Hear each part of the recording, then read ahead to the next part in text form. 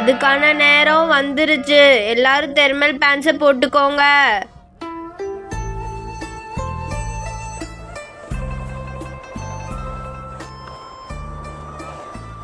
Ronchi, எனக்கு குளிர கூட இல்லை.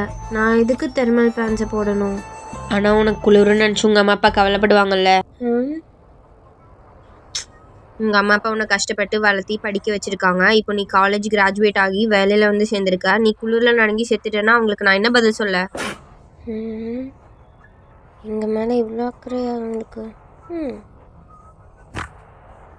ரோஞ்சி, இது போட்டு நான் எப்படி நடக்கிறது சொல்லுங்க?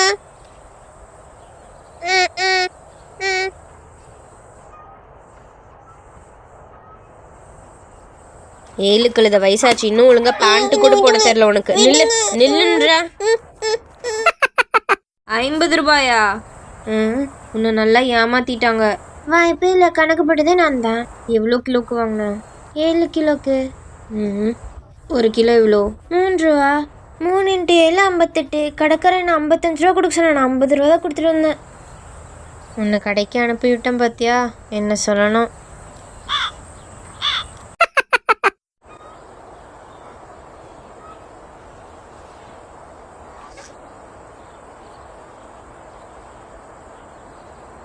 எங்கேயோ சுவிட்ச் மாட்டிருக்க, எப்படி ஆன் பண்ணுவ?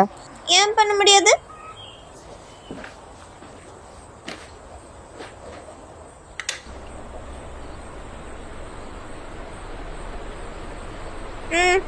பார்த்தீங்கல்ல. சரி, ஆஃப் பண்ணு. ஐயோ, கை போயிருக்கும். கீழே இறங்கு.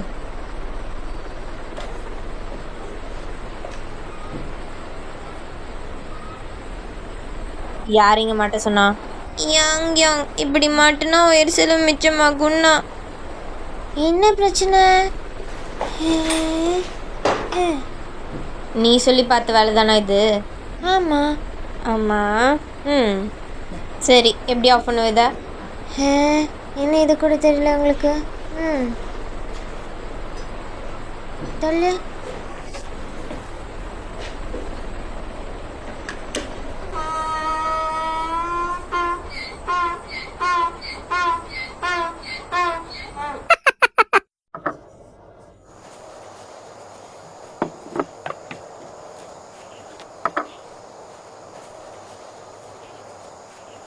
யாங் வேலை நிறையா இருக்கு, என்ன பண்ற? என்கிட்ட இருக்க செல்வத்தை காமிச்சுக்கிட்டு இருக்கேன். செல்வமா? எனக்கு பணம்னா ரொம்ப பிடிக்கும். ஆனால் என்கிட்ட எதுவுமே இல்லை. ஆனால் என்கிட்ட நேரம் இருக்கு. யோசிச்சு பார்த்தா நேரத்தை தான் செல்வம்னு சொல்லுவாங்க. பார்க்குறவங்களுக்கும் நான் நேரத்தை செலவு பண்ணுற மாதிரி தான் இருக்கும். அந்த முட்டை பசங்களுக்கு தெரியாது நான் செல்வத்தை தான் காட்டிட்டு இருக்கேன்னு. ஏந்துட்டாங்க போல. அம்மா, எங்க ஓடுற? நில்லு நில்லு.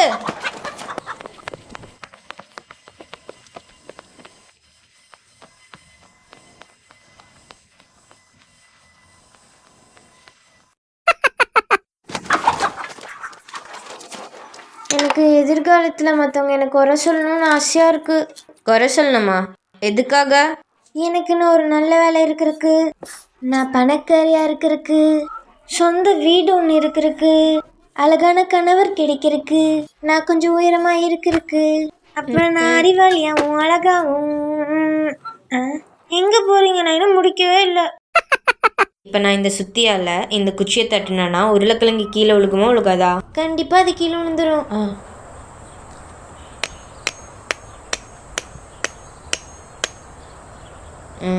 வாவ், என்னது இது? ஆச்சரியமாக இருக்கு.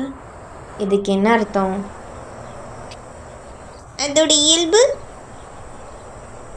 பைத்தாகரியன் தியரம்.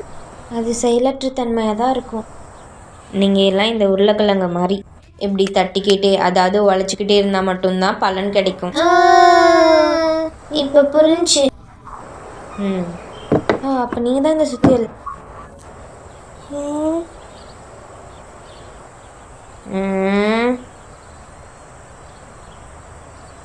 நம்ம என்ன சொல்லிட்டோன்னு இப்படி பார்க்குறாங்க.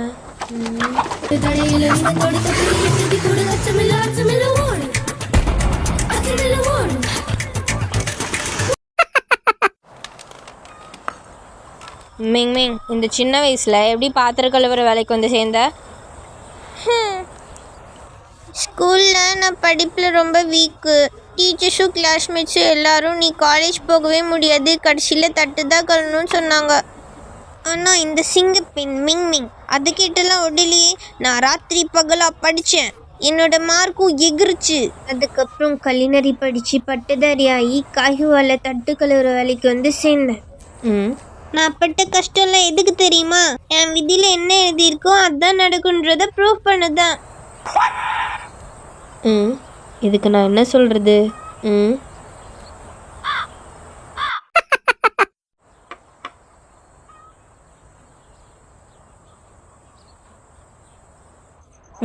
இதோட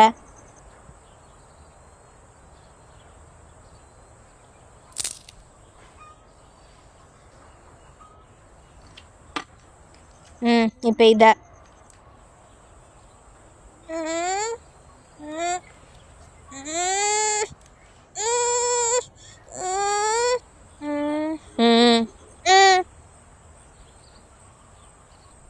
நீங்கள் எல்லாரும் இந்த குச்சி மாதிரி தான்.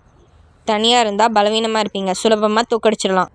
அதுவே ஒற்றுமையாக இருந்தால் உங்களை யாருனாலையும் அசைச்சு கூட பார்க்க முடியாது. அதனால் ஒற்றுமையாக இருக்க கற்றுக்கோங்க. ஒற்றுமைனா பலம், ஒற்றுமைனா வெற்றி. மொத்தத்தில் கூடி வந்தால் கோடி நன்மை.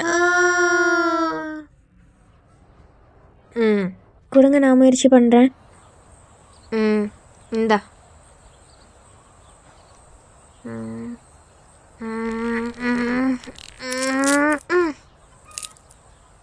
பார்த்தீங்களா, உடஞ்சிருச்சு.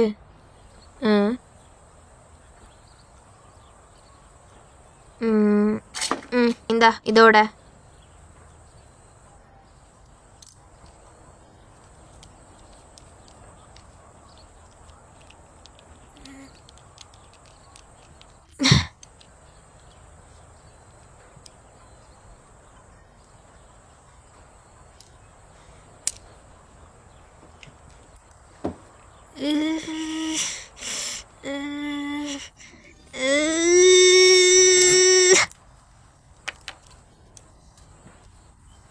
பாருங்க, உடஞ்சிருச்சு.